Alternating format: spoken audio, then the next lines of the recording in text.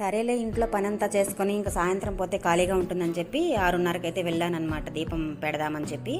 ఎంత జనం ఉండారో చూడండి ఒకసారి అయితే. ఇక సాలకట్ల బ్రహ్మోత్సవం కోసం అని చెప్పి లైటింగ్ సెట్టింగ్స్ అంతా కూడా ఒకసారి మీ అందరికి కూడా చూడని వాళ్ళకు చూపిద్దామని చెప్పని ఉద్దేశంతో వీడియో అయితే తీశాను. ఈ విధంగా లైటింగ్స్ ఎంత రంగురంగులుగా కలర్ఫుల్గా ఉందంటే చూడటానికి 2 కళ్ళు చాలవనుకోండి. ఆ విధంగా అలిపిరి దగ్గర అనమాట. ఇక్కడే ఇలా ఉంటే ఆ కొండపైన ఇంకెలా ఉంటుందో, ఎంత అందంగా ఉంటుందో మీరే ఊహించుకోవచ్చు. ఇంకైతే లోపలికి వెళ్ళాను పెడదామని చెప్పి దీపము. పెట్టే జాగా ఎక్కడ పెట్టాలని తెలియట్లేదు అనమాట.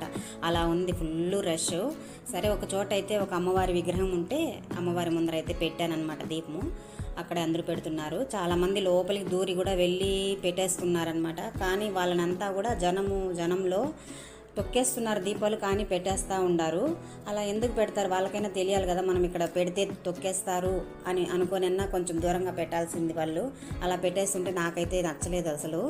ఈ విధంగా మా వారైతే దానికన్నా ఇంట్లోనే పెట్టచ్చు కదా అని కూడా అంటారనమాట అవన్నీ చూసేసి. మీరేమంటారో కామెంట్ చేయండి. నచ్చితే లైక్, షేర్, సబ్స్క్రైబ్ చేసుకోండి.